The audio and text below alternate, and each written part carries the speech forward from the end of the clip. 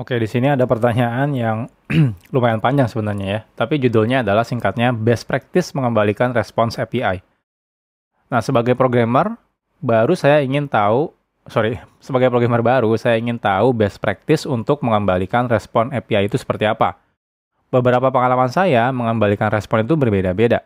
Contohnya yang pertama, nah, jikalau produk yang dicari tidak ada misalnya, nah maka status kodenya 404, maksudnya mungkin HTTP status response-nya ya.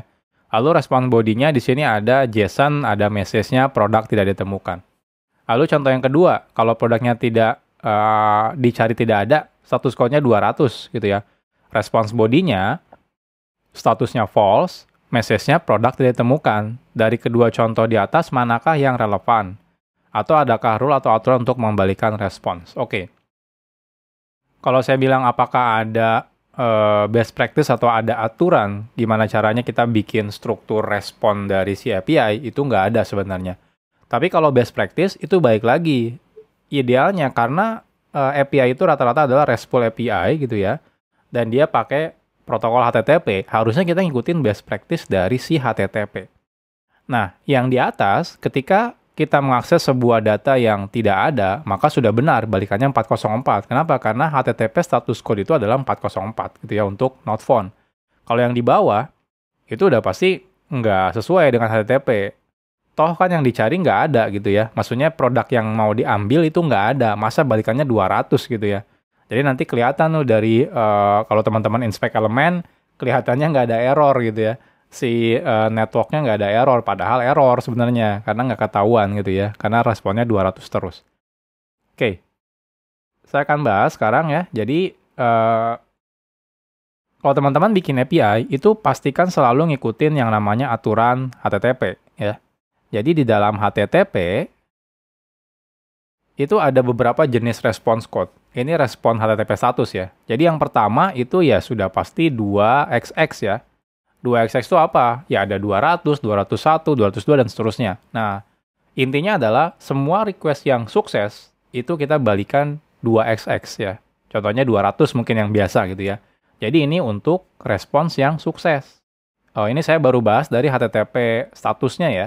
Belum ke ininya, respon bodinya. Jadi ini sukses. Nah, selanjutnya ada 3XX. Ini itu adalah redirect. Nah, jujur kalau di API ini jarang digunakan. Ya. Jadi ini kan akan saya coret ya. Kenapa? Karena jarang digunakan. Karena untuk redirect biasanya ya untuk web. Untuk API kan nggak mungkin misalnya saya manggil produk, di redirect ke X gitu ya. Ya jarang banget gitu ya kalau misalnya ini API. Rata-rata sih API ya get, kalau nggak ada ya udah. Berarti balikinnya adalah not found gitu ya. Kalau website habis selesai kita login, dari direct ke halaman dashboard, nah itu mungkin balikannya adalah HTTP status 3XX gitu ya. Tapi kalau API itu jarang. Aneh banget kalau kita pakai 3XX untuk API. Ada juga yang 4XX. 4XX itu banyak. Ada 400. 400 adalah bad request. Bad request itu artinya adalah yang dikirim oleh si klien itu tidak sesuai dengan yang kita minta. Jadi contohnya istilahnya kayak validation error lah gitu ya. Contohnya ketika ngirim nama, namanya kosong. Ketika ngirim password, passwordnya tidak sesuai gitu ya, dan sebagainya. Jadi itu adalah 4XX. Atau ada juga ada 404. Itu adalah tidak ketemu gitu ya, not found. Jadi contohnya saya mau ngambil produk by ID. ID-nya 1 nih, nggak ada di database. Jadi kita balikinnya 404. Jadi tidak ketemu. Atau teman-teman misalnya mau login, ternyata username passwordnya salah. Nah, kita balikannya 401, artinya unauthorized, seperti itu. Atau kalau teman-teman misalnya ngakses URL lain, ternyata dia butuh harus login dulu gitu ya. Dan kita nggak ngasih informasi loginnya, maka kita bisa balikin 401 juga unauthorized. Jadi ini biasanya adalah client error. Client error. Maksudnya client error, jadi kita tekankan di client ya. Artinya apa? Artinya justru si orang atau si pihak yang melakukan request yang bermasalah. Jadi kayak validation error kan pasti berarti yang ngirim requestnya gitu ya, yang bermasalah. Entah dia nggak benar ngirim datanya gitu ya, atau yang tadi, dia ngirim data yang ternyata nggak ada produk ID-nya misalnya, seperti itu. Nah, yang terakhir adalah 5XX. Ini error juga, cuma bedanya ini adalah server error. Nah, tekankan di bagian server. Jadi ini dua-duanya ini adalah error, tapi di sini bedanya adalah server error. Maksudnya apa? Maksudnya secara klien nggak ada masalah. Mungkin dia ngirim datanya sudah benar gitu ya. Sudah loginnya sudah benar gitu ya. Masukin query datanya sudah benar dan sebagainya. Jadi dari sisi klien itu nggak ada masalah. Masalahnya biasanya ada di server. Contohnya misalnya tiba-tiba database-nya mati. Atau tiba-tiba ada servernya yang down. Maka itu balikannya harusnya 500 ya. Bukan 500, sorry. 5XX. Ada banyak 5XX itu ya. Ada 500, 501, 502, dan sebagainya. Teman-teman bisa lihat detailnya lagi di spesifikasi HTTP. Jadi intinya kalau ada problem di server, sisi aplikasi backend-nya atau API-nya, ya kita harusnya balikin 5XX gitu ya. Nah yang tadi itu salah. Salahnya apa? Ketika misalnya tidak ketemu, berarti kan si user atau si klien itu ngirim ID yang tidak ada. Malah balikannya 200. Itu aneh gitu ya. Udah tahu tidak ada, tapi dibalikannya 200. Kalau ada alasannya, loh, tapi kan di bodinya saya kasih tahu ini false. Nah, itu tetap nggak sesuai gitu ya. Itu nggak sesuai dengan kaidah si HTTP. Kalau nggak ketemu ya balikannya 404 gitu ya. Jangan dipukul rata semuanya 200, balikin di body. Itu nggak kayak gitu. Kenapa nggak kayak gitu? Karena yang namanya nanti kita bikin API, kita harus tahu kayak ada monitoring error rate gitu ya.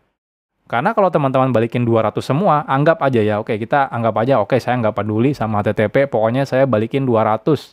Kenapa saya balikin 200? Biar front end-nya gampang gitu ya.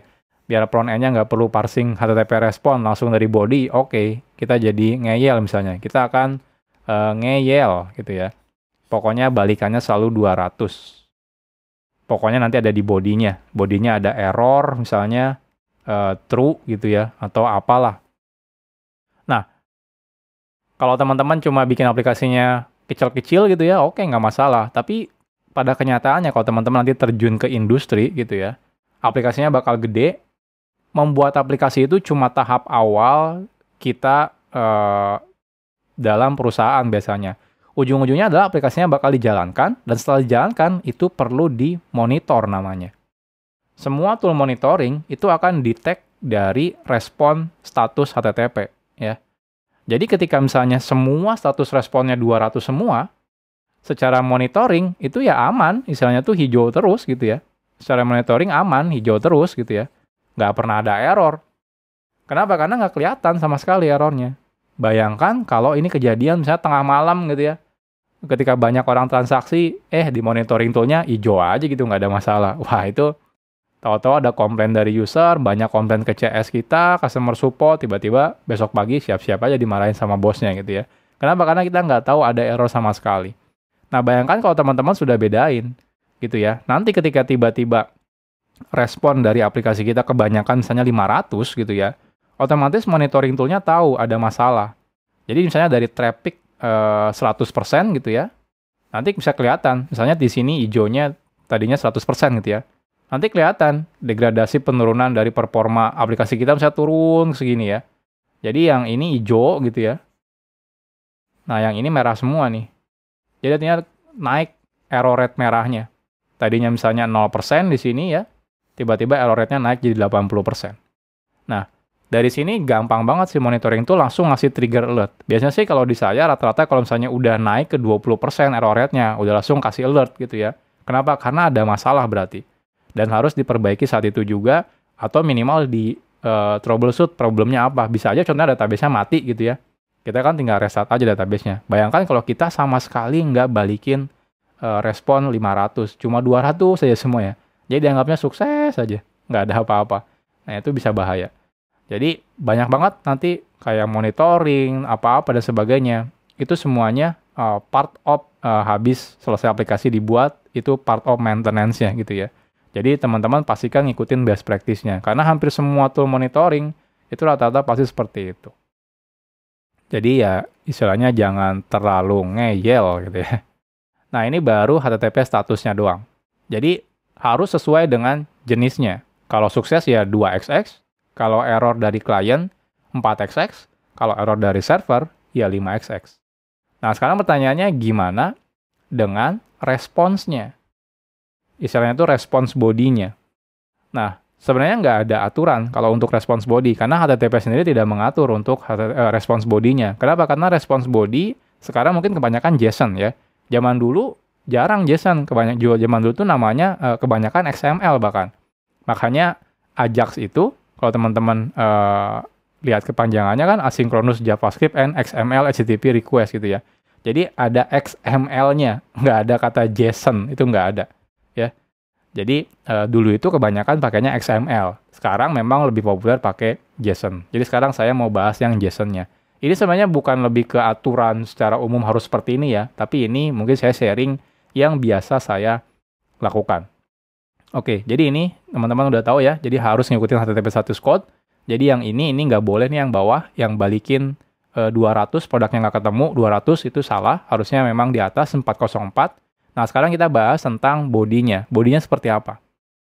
Nah, body seperti ini sebenarnya, kalau kita pakai body yang di atas sebenarnya sudah cukup ya. Body yang di bawah itu sebenarnya kalau kita udah balikin 404, terus body bawahnya kasih status false, itu sebenarnya buang-buang atribut ya. Buat apa? Maksudnya apa false ini gitu ya. Kalau udah 404 berarti kan udah nggak ketemu gitu ya. Untuk apa status false ini gitu ya. Nah, ini adalah yang beberapa respons yang biasa saya buat gitu ya. Istilahnya itu API specification standar yang biasa saya buat kalau di project. Oke. Yang paling penting itu kalau misalnya teman-teman bikin bikin apa istilahnya? Bikin struktur respons dari si API itu pastikan konsisten. Saya sempat ngalamin istilahnya konsum ya. Konsum itu yang manggil API. Penyedia, salah satu penyedia API, saya pakai API-nya karena memang kebutuhan integrasi itu nyebelin banget. Kenapa? Karena tiap jenis satu API itu responsnya bisa beda-beda strukturnya. Masalahnya bahasa pemrograman yang saya gunakan itu statik gitu ya. Jadi kalau teman-teman mau bikin parsing JSON-nya itu harus dibikin kelasnya dulu. Nah ini dia itu berubah-ubah si responsnya. Kadang field-nya gini, kadang berubah gini, kadang-kadang tipe datanya berubah. Nah itu problemnya adalah agak susah diimplementasikan di static language gitu ya, kayak Java, Kotlin gitu ya, C# kayak gitu, itu susah banget. Kecuali mungkin teman-teman pakai JavaScript atau PHP yang bodo amat lah gitu ya, mau field apapun gitu ya, otomatis dibuat jadi objeknya di mereka. Tapi yang bahasa pemrograman yang static language itu agak sedikit ribet, terutama yang di mobile gitu ya, yang kalau misalnya pakai Kotlin atau pakai Swift itu bahasa pemrograman Objective-C, jadi itu agak ribet. Nah, jadi yang paling pertama itu harus konsisten. Konsisten apa? Yang pertama dari default responsnya. Contohnya, kalau teman-teman mau, oke, saya mau akan kasih semua datanya akan saya simpan dalam atribut data seperti ini, misalnya. Nah, jadi konsisten. Jadi semuanya akan masuk ke data semua. Nah, selain itu, kalau misalnya teman-teman mau nambahin code gitu ya, nanti ini ngikutin HTTP status code, bisa aja gitu ya. Jadi ini HTTP status code misalnya. Itu boleh, walaupun nggak wajib. Kenapa? Karena kan sudah bisa baca dari HTTP status code sebenarnya gitu ya. Tapi memang kadang-kadang ada yang orang-orang yang malas gitu ya, malas parsing dari HTTP status code. Mereka pengennya dari body aja gitu ya. Nah itu bisa, tapi usahakan ini selalu konsisten dengan si HTTP status code-nya. Kalau HTTP status code-nya adalah 200, di sini juga 200. Jangan sampai di sana 200, di sini 400 gitu ya, nggak konsisten. Jadi ini harus selalu ngikutin. Nah, jadi kalau mau, tapi ini opsional. Nah, selanjutnya, kalau teman-teman masih pengen juga ada misalnya status gitu ya. Ini misalnya pengen mirip kayak HTTP status code itu boleh juga. Tapi sekali lagi ini harus konsisten dengan si HTTP status code-nya. Contoh ya paling simpel misalnya di sini 200 itu kan berarti oke gitu ya. Seperti ini. Nah, ini juga boleh tapi opsional. Ini sih kalau saya sih biasanya kalau tambahin code dan juga status itu jaga-jaga kalau ada tim frontend-nya yang malas gitu ya. Malas parsing dari response header-nya gitu ya. Tapi tetap sebenarnya ini dua-duanya ngikutin dari status code-nya. Jadi kalau status code-nya adalah 200 berarti kan oke. Kalau misalnya status code-nya misalnya 400, ini kan pasti isinya adalah bad request gitu ya. Bad request.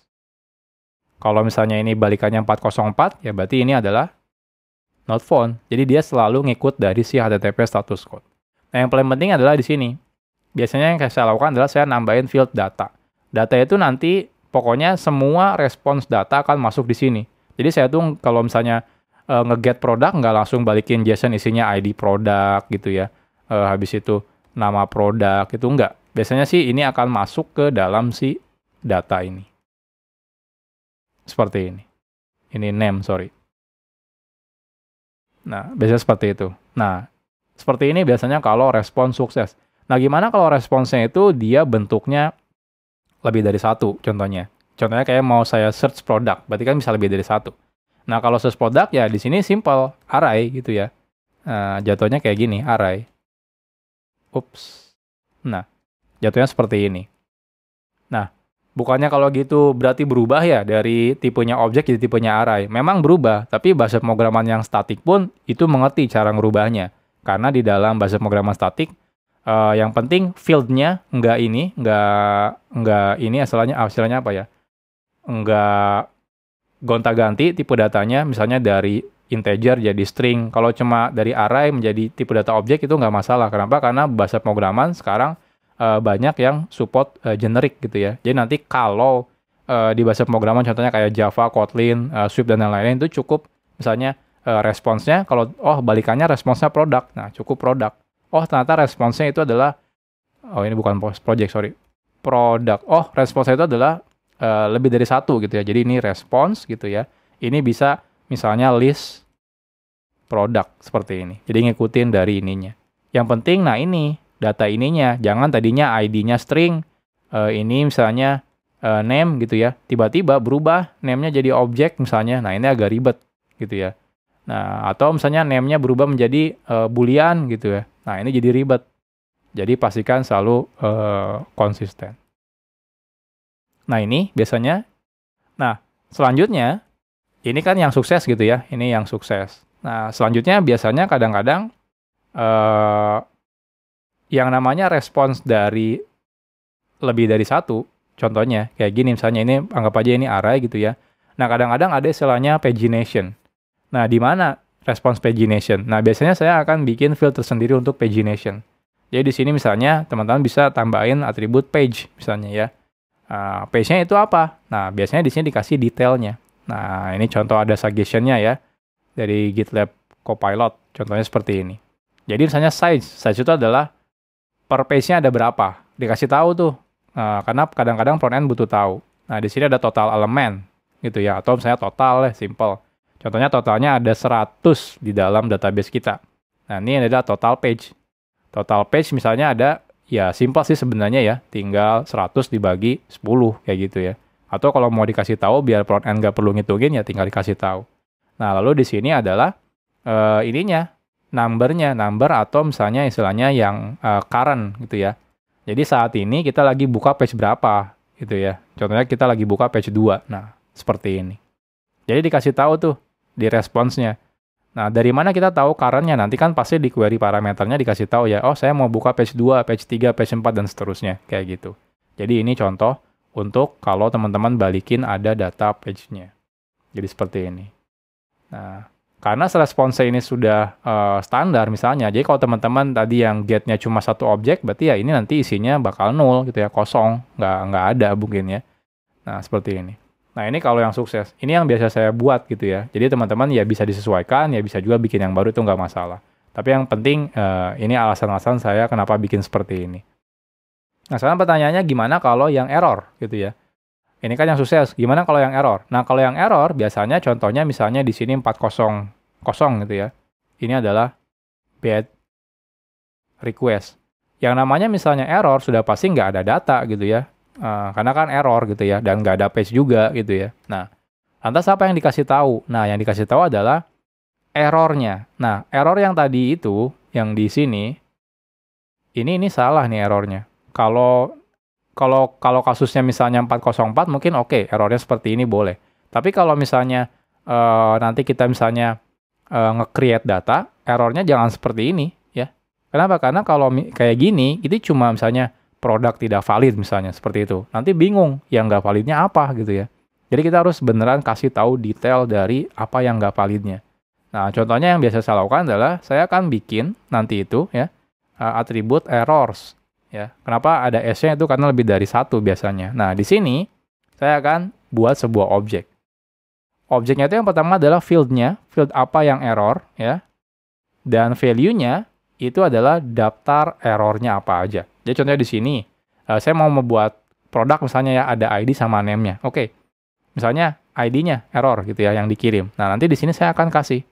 Nah, apakah di sini message gitu? Nah, biasanya saya buatnya bukan dalam bentuk string ya, tapi dalam bentuk array of string. Kenapa di sini array? Karena bisa jadi satu field itu errornya bisa lebih dari satu. Jadi kita nggak bisa pikir kalau satu field itu, satu atribut itu bakal satu message errornya. Bisa lebih dari satu. Ya contohnya must not be null gitu ya. Misalnya apalagi gitu ya. Nah contoh ini ya saya pakailah contoh kayak gini. Jadi di sini juga banyak gitu ya. Jadi kayak gini. Jadi kalau name contohnya ya di sini kasih tahu lagi errornya apa gitu ya. Nah, seperti ini. Jadi kita kasih tahu sedetail mungkin. Misalnya field ID itu salah, field name itu salah, salahnya apa gitu. Kita kasih tahu seperti ini. Nanti yang message ini kan bisa ditampilkan di front end gitu ya dengan gampang jadinya. Kalau teman-teman cuma ngasih errornya yang kayak tadi gitu ya. Produk misalnya produk salah gitu. Produk tidak valid, ya bingung gitu ya. Apa yang nggak validnya apa gitu ya. Nah, kalau teman-teman kayak gini, ini kan bisa dikasih tahu nih. Name itu errornya apa? Oh, ternyata errornya nggak boleh null dan juga nggak boleh blank gitu ya. Ya, berarti saya harus masukin. Nanti setelah saya masukin di submit, error lagi misalnya. Kayak gini, ternyata nggak boleh lebih dari misalnya 100 karakter kayak gitu. Nanti dikasih tahu lagi kayak gitu. Jadi ini. Jadi seperti ini. Nah, baik lagi ya, untuk response body, nggak ada best practice-nya. Yang paling penting tuh teman-teman buat sekonsisten mungkin ya. Habis itu seinformatif mungkin. Jadi kayak tadi, kalau yang sukses, responsnya harus benar ya. Misalnya kalau produk ya produk gitu ya, objeknya jangan berubah-ubah gitu ya. Bahkan field-nya tadinya string jadi boolean jadi integer itu jangan ada kayak gitu. Kalau misalnya ada yang pagination kayak tadi, harus dikasih tahu setelah daftar list-nya, daftar array datanya misalnya gitu ya. Ini data produknya misalnya, teman-teman harus kasih tahu page-nya, informasi page-nya. Dari mulai page number berapa, totalnya ada berapa dan sebagainya ya. Nah, selain itu, kalau misalnya error, nah ini yang paling penting sih sebenarnya, error gitu ya. Kalau error, teman-teman harus kasih tahu seinformatif mungkin. Apanya yang error, dan kenapa errornya gitu ya. Jadi nanti dari tim front end pun nggak bingung gitu ya, tinggal tampilkan aja error message-nya gitu ya, di field si errornya. Oh ya, ada tambahan. Gimana kalau dia nested object? Contohnya kalau teman-teman nge-create address misalnya ya, pakai request-nya misalnya username gitu ya. Echo misalnya, lalu kita misalnya ada address gitu ya. Nah, kayak gini. Ada city gitu ya. Ada country. Nah, gimana kalau kayak gini?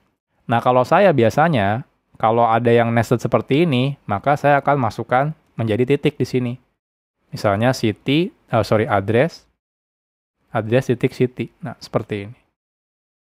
Nah, seperti ini. Jadi address titik country misalnya. Nah, jadinya dia akan nested seperti ini. Nah, biasanya seperti ini. Nah, kayak gini.